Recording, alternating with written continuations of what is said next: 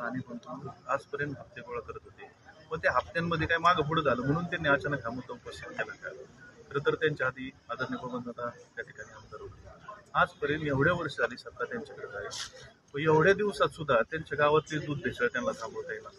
एवढं वर्ष होऊन सुद्धा तालुक्यातला गुटखा त्यांना थांबवता येईल. घराशेजारी जे दूध भेसळ होतं याची चौकशी कोण करणार आहे? हा मुद्दा ते का मांडत नाही? याचे काही लागेबंदी आहेत का? याचीही चौकशी व्हायला पाहिजे असं मला वाटतं. कोण आहे तो कार्यकर्ता? त्यांचंच आहे, बाळासाहेब पाचपुते नावाचा कार्यकर्ता आहे, ज्याच्यावर रेड झाली आणि जिल्ह्यातलं सगळ्यात मोठं रॅकेट त्याच्याकडे सापडलंय. असे दुधाबरोबर गुटख्याचाही विषय त्यांनी घेतला, त्याच्याबद्दलही त्यांचं मनापासून अभिनंदन केलंच पाहिजे. पण गुटखा हा जो सुरू आहे श्रीगोंद्यामधला बेसिकली, त्या गुटख्या आजपर्यंत चालू असताना ह्याचे हप्ते कुणी घेतले?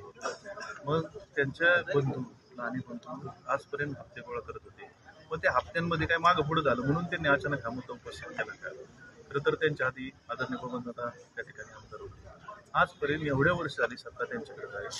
पण एवढ्या दिवसात सुद्धा त्यांच्या गावातली दूध भेसळ त्यांना थांबवता येईल. एवढं वर्ष होऊन सुद्धा तालुक्यातला गुटखा त्यांना थांबवता येईल.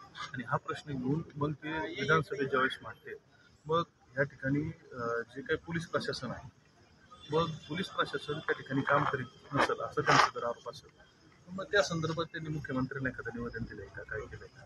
तर हे विषय घेऊन त्याच्या मागे नंतर काय शिजणार आहे का याचाही थोडासा चौकशी झाली पाहिजे असं मला या ठिकाणी वाटतं. तुम्ही चौकशीची मागणी करताय का?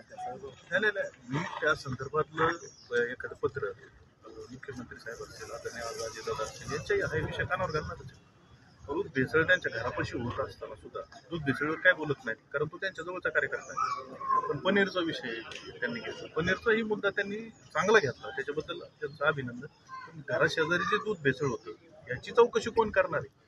हा मुद्दा ते का मांडत नाही? याचे काही लागेबंदी आहेत का? याचीही चौकशी व्हायला पाहिजे असं मला वाटतं. कोण आहे तो कार्यकर्ता? त्यांचंच आहे, बाळासाहेब पाचपुते नावाचा कार्यकर्ता आहे, ज्याच्यावर रेड झाली आणि जिल्ह्यातलं सगळ्यात मोठं रॅकेट त्याच्याकडे सापडलंय. त्याचबरोबर साईडच्याही 2-3 जिल्ह्याला तो पावडर पुरवत होता. हे त्याच्यातून चौकशीत हे झाले. मग ती जी चौकशी झाली त्याच्यानंतर त्याचं पुढं काय झालं याचंही उत्तर त्यांनी दिलं पाहिजे.